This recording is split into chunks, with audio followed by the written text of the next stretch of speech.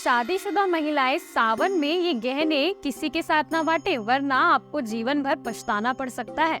अगर आप एक महिला हैं और आपकी शादीशुदा जीवन में परेशानियां आ रही है, आपके पति की आपसे नहीं बन रही है, या फिर पति पत्नी के बीच में लगातार मनमुटाव बने रहते हैं, या आपके घर में दरिद्रता पसरी हुई है, या फिर आपके पति के ऊपर बार बार मुसीबत आती रहती है, तो कहीं आप सावन के समय में ये गलतियां तो नहीं कर रहे हैं जो बागेश्वर धाम सरकार ने अपने भक्तों को करने से मना किया है।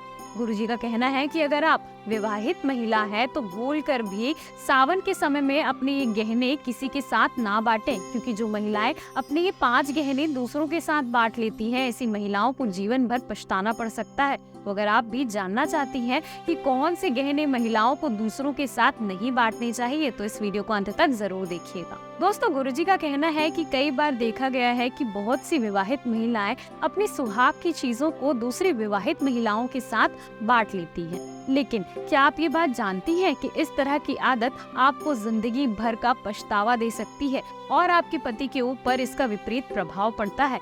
तो अगर आप अपनी जिंदगी को खुशहाल रखना चाहती हैं, अपने पति पत्नी के बीच में मनमुटाव नहीं रखना चाहती हैं और अपने घर में माता लक्ष्मी का आगमन चाहती हैं, तो आपको आपकी सुहाग की निशानियों को सावन के महीने में बिल्कुल भी किसी के साथ नहीं बांटना चाहिए। तो चलिए बता देते हैं कि गुरुजी ने कौन कौन सी सुहाग की निशानियां दूसरों के साथ बांटने के लिए मना किया है। सबसे पहला चीज है मांग का सिंदूर। सुहाग की निशानी के रूप में सिंदूर की अपनी बहुत खास जगह होती है। अगर आप अपने सिंदूर की डिबिया में से दूसरी महिलाओं को सिंदूर लगाने के लिए देती हैं, तो इस आदत को आप बदल डालिए।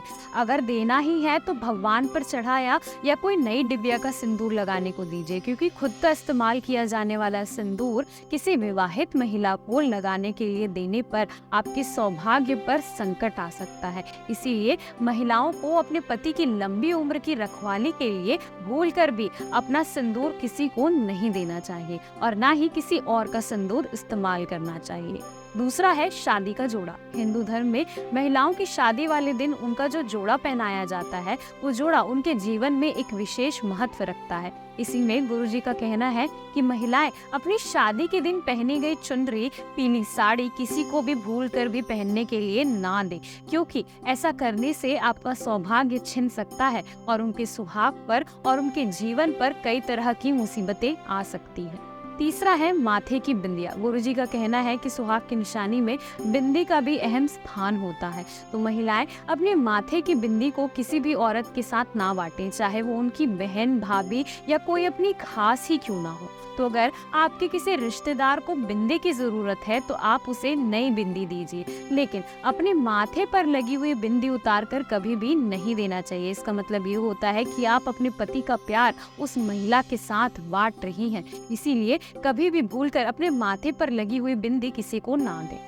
अगला है हाथों की मेहंदी। दोस्तों, महिलाओं की मेहंदी उनके पति की लंबी उम्र की निशानी होती है और कहा जाता है कि मेहंदी का रंग जितना ज्यादा गहरा होता है, उतना ही गहरा उस महिला के लिए उसके पति का प्यार भी होता है। तो अगर आप किसी के साथ अपनी मेहंदी शेयर करेंगी तो आपके पति का प्यार भी बट जाए।